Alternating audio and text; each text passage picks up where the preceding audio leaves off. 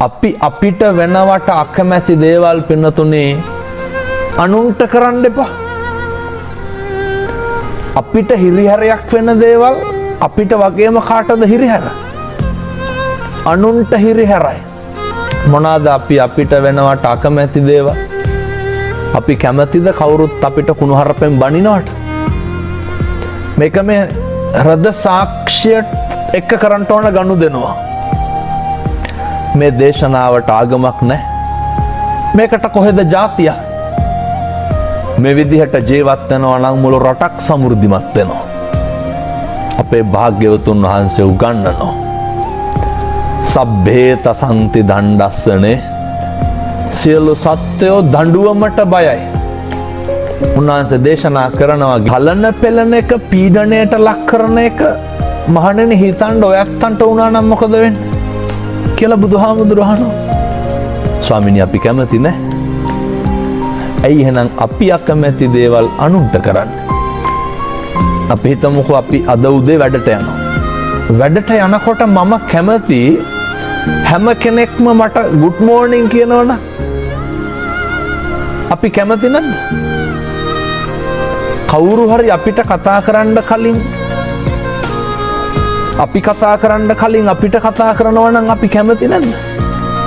අර අපේ අර කීර්තිමත් ගතියක් අපට දැනෙනවනේ.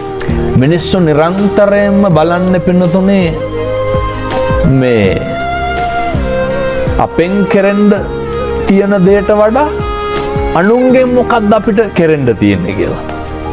මතක තියාගන්න.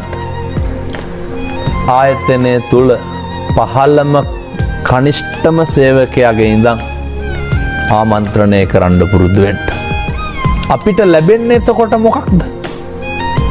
අපිට මොකක් හරි ලැබෙන්න නම් අපි මොකද කරලා තියෙන්න ඕන? අපි දීලා තියෙන්න ඕන. ඔය විදිහටම මේ සේරම හිතනකොට අපි hina වෙන්න කලින් තව කෙනෙක් කට පුරවලා අපිත් එක්ක hina වෙනකොට සමහර මිනිස්සු ඉන්නව නේද ඔය මූණක් දිහා බලලවත් hina වෙන්නේ නැති. ඔය බුම්මගෙන ඉන්නවා කියලා කියන්නේ. ඒ හින්දා මතක තියාගන්න. කියනවා හාමුදුරුවනේ කරපු දෙයක්වත් නැහැ, කියපු දෙයක්වත් නැහැ, බුම්මගෙන ඉන්නේ කියලා කියනවනේ. ආයතනවල බලන්න මේ මූණක් දිහා බලන්නේ නැහැ. මතක තියාගන්න. තමන් උපමා කරගන්න. කවුරු හරි මම දිහා බලලා රැව්වනම් අපට දුක නැද්ද? එහෙනම් අපි මොකද කරන්න ඕන? කවුරු දිහා බලලා රවණ එක නවත්තන්න. අපි අසතුටු නැද්ද අපි ගැන තැන් තැන් වල කේලම් කියනවනම්? අපි අසතුටු නැද්ද අපි ගැන ඔය මිනිස්සු කියනව නේද පද හදනවා කියලා? ඕක කරනකොට අපිට දුකයිද සතුටයිද? අපිට දුකයි. එහෙනම් අපි මොකද කරන්න ඕනේ? අනුන්ට පද හදන එක නවත්තන්න ඕනේ. අපි අනුන් ගැන කේලම් කියන එක නවත්තන්න ඕනේ. නිරන්තරයෙන් පුරුදු වෙන්න. අපි දීලා තියෙන තරමට තමයි ආපහු හම්බෙන්නේ. බුදුහාමුදුරුවෝ උගන්වනවා නේද පින්නතුනේ අර යා දිසං වපතේ බීජං තා දිසං හරතේ ඵල. කවදා හරි අපිට හම්බෙන්නේ අපි වපුරලා තියෙන දේවල්.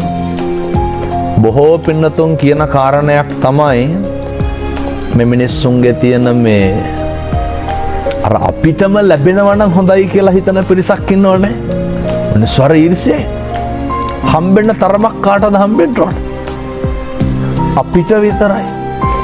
ලැබෙන තරමක් කාටද ලැබෙන්න ඕන? අපේ දරුවන්ට විතරයි. ඔය ගෙවල් වල ඉඩ කඩම් බෙදා ගන්නකොට එහෙම ඕක තියෙනවා. මේ බණහන වයසක අම්මලා තාත්තලා මේක හොඳට දන්නවා. එක දරුවෙක්වත් යෝජනා කරනවද මේ සමසේ බෙදාගමු කියලා? තමන්ට වැඩි කොටස. තමන්ට වැඩි කොටස. මතක තියාගන්න. කවදා හරි විනාශයත් වෙන්නේ තමන්ටමයි.